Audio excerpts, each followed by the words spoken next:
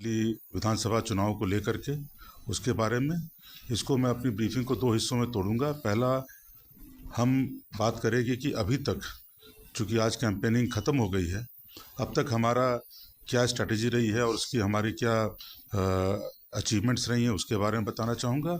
और उसके बाद से जो अगले 3 दिन जो कि हमारे इलेक्शन पोलिंग डे और उसके बाद जो हमारा काउंटिंग डे तक हमारी क्या स्ट्रैटेजी रहेगी उसके बारे में मैं बताना चाहूँगा।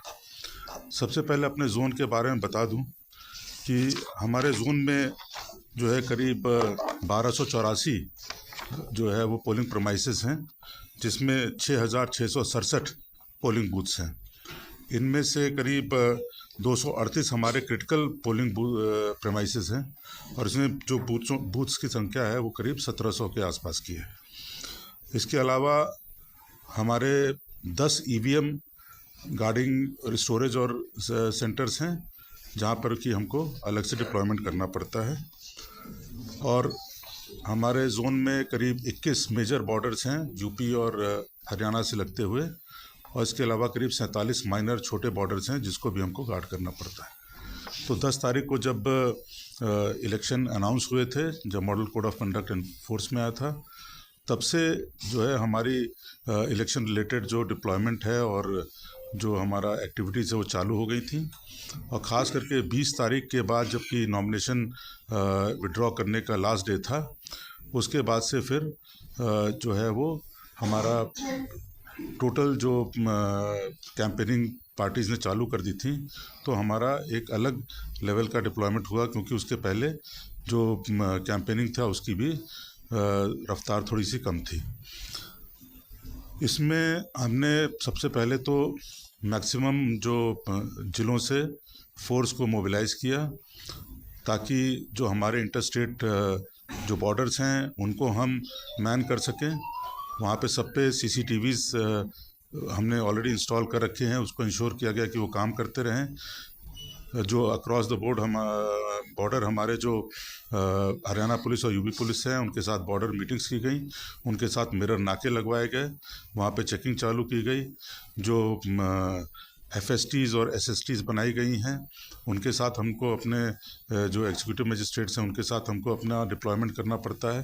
तो ये सारा डिप्लॉयमेंट जब इन प्लेस हुआ, उसके बाद से हमने आइडेंटिफाई किया कि कौन सी ऐसी जगहें हैं जहाँ पर कि हमारा ज़्यादा फोकस होना चाहिए। ये वो जगहें थी जहाँ पर कि लगातार ये शिकायतें आती रहती हैं कि यहाँ पे शराब बिकती है या यहाँ पे जो है ड्रग्स इत्यादि बिकती हैं।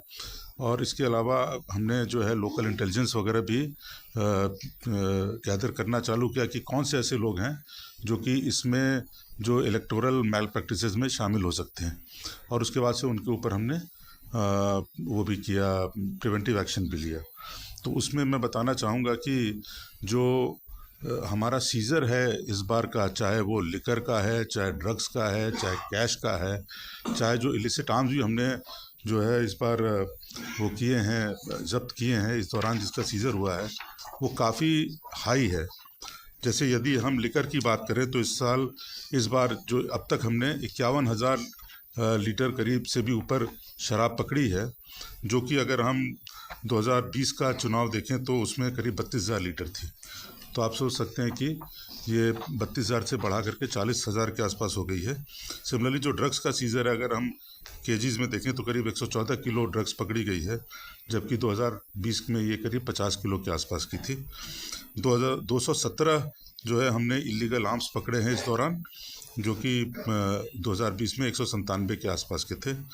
और जो कैश है वो हमने करीब 5.2 करोड़ सीज़ किया है। ये 2020 में ये केवल 1.05 करोड़ ही था। तो इस तरह से आप समझ सकते हैं कि हमारा जो एफर्ट रहा है वो काफ़ी फ्रूटफुल रहा है। और इसके अलावा जो हमारा जो प्रिवेंटिव एक्शन है वो भी काफ़ी हाई रहा है इस बार। जैसे हमने करीब 1 लाख लोगों को जो है प्रिवेंटिव एक्शन में इस बार हमने लिया है, अलग अलग धाराओं में प्रिवेंटिव जो सेक्शंस हैं उसमें, और इसमें करीब 25,000 लोगों को हमने गुड बिहेवियर के लिए बाउंड डाउन भी किया है। और इस दौरान हमने जो हमारे लाइसेंस्ड आर्म्स होल्डर होते हैं उनके आर्म्स को भी हम जमा कराते हैं इस दौरान। तो उसमें करीब 8,800 8,900 के आसपास हमने जो है आर्म्स भी इस बार जमा करवाए।